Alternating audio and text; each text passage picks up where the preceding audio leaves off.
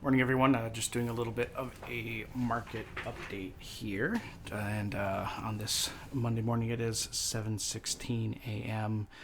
And let's just kind of take a look at what's going on. So we got the S&P 500. When you've got depression level unemployment, what do? You have the stock market increase. S&P 500 is up 1.36%.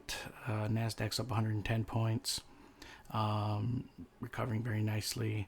The Dow is up 1.5% as well. A lot of flagging patterns going on, and the indexes, a lot of flagging patterns happening. Internationally, we got the ASX, the French CAC, the Nikkei is up. The FTSE 100 is up. VIX is down.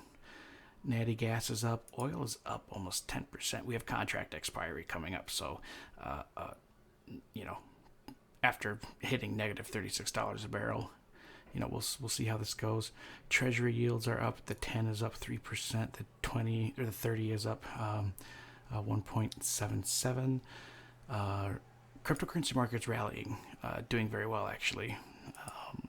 The total market cap is up 0.65. The altcoin market is up 0.8. Bitcoin itself is only up 0.08, but it's getting close to that 10K value area and is approaching this major downtrend angle. So, and really, we're just kind of looking at this busting out of here sooner rather than later. Gold, new, is this 8-year highs, I believe. Let me take a look. Yes, we are at where we were in October of 2012. So yeah, we're roughly at seven. I mean, we're at 7-year highs, approaching 8-year highs. This is a pretty good move. I mean, it broke out of that 7-year congestion zone last year. It's done very well. Silver. Little note about silver is it's one of the most manipulated commodity markets, if not the most manipulated commodity market on the planet. Over the last, actually since the beginning of the year, the actual supply, the physical supply of silver has dried up, but the price has gone down. I mean, it hit a brand new low during that flash crash in March. I mean, it went back to where it was in '08. That's a pretty substantial drop. But even, Wall Street Journal back in March, the U.S. Mint ran out of silver coins. And in fact, where they print the American silver eagles, if you've probably seen these before. This most popular bullion in history and in the world. This is not an endorsement of this site. I'm just clicking on it because it was the first one, but these are the silver eagles. These are made at West Point, but they had to shut down West Point, and they didn't have any silver anyways, so they've had to do an emergency runs at the Philadelphia Mint. But check this out. Here are the premiums. Now, usually it's normal to pay a premium on silver eagles because it's a bullion that is it's a state currency.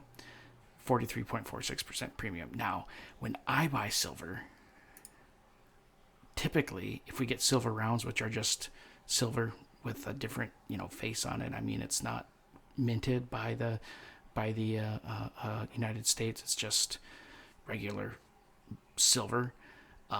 Usually, the markup has been like 3% over the last, 7 years or so.